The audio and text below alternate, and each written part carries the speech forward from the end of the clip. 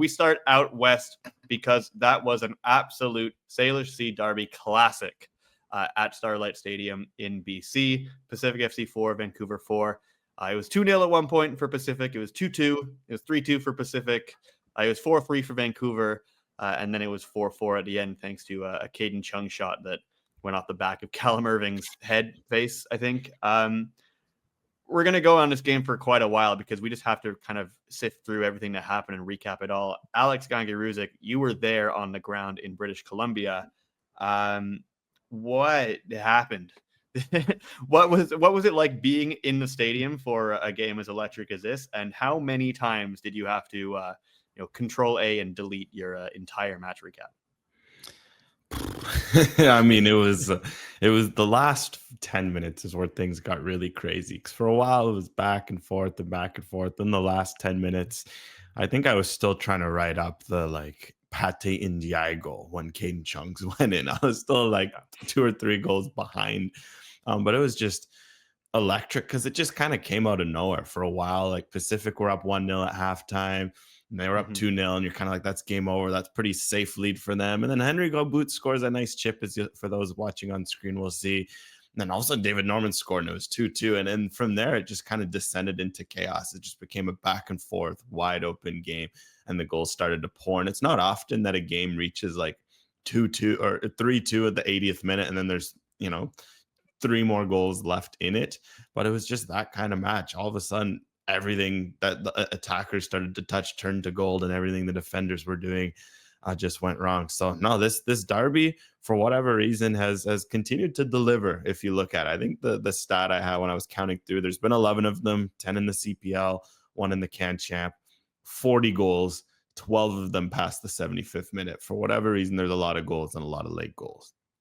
Yeah, I mean, almost half of them have come in 2 games because there was this one in a 6-3 back in 2023. But yeah, you look at the timestamps of the goals here, right? Ndom scores the 2-0 goal at 54. And then Henri Gobout scores the first Vancouver goal at 55. They're equal by the 64th minute. It's kind of spun out of control a little bit. And both teams kind of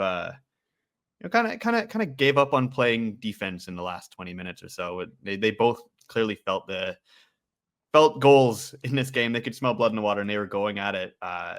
Interesting, though, Vancouver 2.18 expected goals for their 4. Pacific FC scored 4 goals with 0.67 expected goals. Maybe let's just sift through where these teams are after this game, because it's a crazy game. It's 4-4, and both of them had chances to win it. But at the end of the day, it's a point each that doesn't actually help either of them that much. Mitch, we'll bring you in here maybe because we're looking at the league as a whole. Which of these teams do you think is happier coming out of a game like this? Oh man, that's a really difficult. It might be neither. Yeah, it might be neither, honestly, because this was a game where both teams really needed 3 points, and yes, yeah, I do think the goals are a little bit helpful, just considering again, there have just been so few of them for both teams, and that will help the confidence, but at the same time, this was a game where both of them had it circled on their calendar where it's this could finally be our chance to win against a rival. Maybe Vancouver's slightly happier just because, they were able to get Mosquito back. Obviously he scored they were, trailing for maybe longer in the game. So to be able to get a point out of it, shows good fight back from them. But I think at the end of the day, both teams had the lead. Both teams, coughed them up. I don't think anyone's coming out of this one particularly happy. I don't think so either. I think I agree that it's a better result for Vancouver being on the road and fighting back from 2 goals down. But when you're leading in the 91st, 92nd minute and you give up a goal after you've just scored in injury time, that is a huge punch in the gut. So that's definitely a tough one for them to take as well.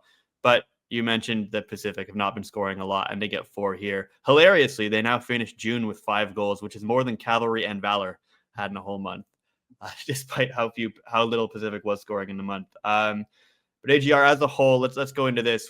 You mentioned how many good games we've had in this derby. We've had 2 draws now in the CPL this year, plus that penalty shootout in the Canadian Championship. You're wondering if the Sailors Sea Derby is now the best in the Canadian Premier League. Why? Explain that. Yeah, look, I won't pretend to say because this is very subjective in terms of what is a good derby, what is the best matchup. There's different categories to it. Like at the end of the day, the best derby, the best rivalry is going to continue to be Forge and Cavalry just because they continue to play on the biggest stages, the best games. I would throw an argument for York, Ottawa, 'cause for whatever reason, there's a For bit of sure. bad blood, a bit of, energy that comes with that you want in a derby. But for whatever reason, Vancouver Pacific, at least for me, is the most entertaining. And sometimes that's good to have in a derby. These two teams play each other and like there's just drama. There is Mhm. red cards, there is chaos. I think it helps that there's a lot of former players on both teams. Sometimes there's a little bit of that. Yeah, I want to go out and again, I really like this guy. That's a former teammate of mine. I want to get him Yeah. back. I want to get that sort of energy and it's also I like that when both teams play each other, they kind of recognize like usually it means something. Usually they've been close in the table too, which can sometimes help.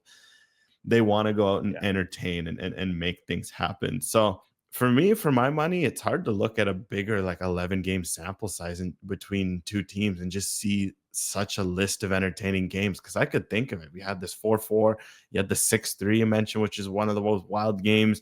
There was a Yeah. 3-2 at Willoughby Community Park. I remember where, similar weird moment, Gabby Batar scored and it slipped through Emil Gazdov's hands. There's Manny Aparicio scoring the late winner in the first ever derby and shushing the away Vancouver support Yep. in their first ever game. The Can Champ game, new competition. It goes back, goes all the way to penalties, a great shootout. Like this derby is entertaining. And I think in football, when sometimes this sport we forget is about entertainment, it's about having fun. I mean, I've been to 10 of these derbies now, and every time I've left thinking, like, wow. And you don't always get that in derbies because they'll be cagey, low event, safe. And I like that these two teams don't do that. There's been 2 clean sheets, I think the stat Yeah. is in the history. It's not one for defenders.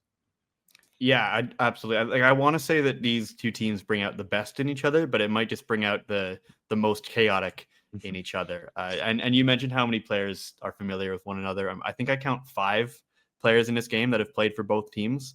And obviously Alejandro Diaz not playing for Vancouver at the moment after his loan has ended. But man, that was a lot of fun. Like it's a pretty intense derby when the last time they met in Vancouver, you have Kunle Dadaluke, who played for Pacific for so many years, getting himself sent off against his former team like that. A lot of fun, a lot of fun. And we do look forward to seeing these teams meet up again. I believe the next one is in early August, and then they're meeting in downtown Victoria in September, which will be a lot of fun. That'll be a good event between the BC Derby rivals. But both still outside the playoffs right now. A point not really doing a lot of good for either side. So we'll see how they use their little bit of time to prepare ahead of their next meetings. Vancouver's next game is in the Can Champ, by the way, against Cavalry FC.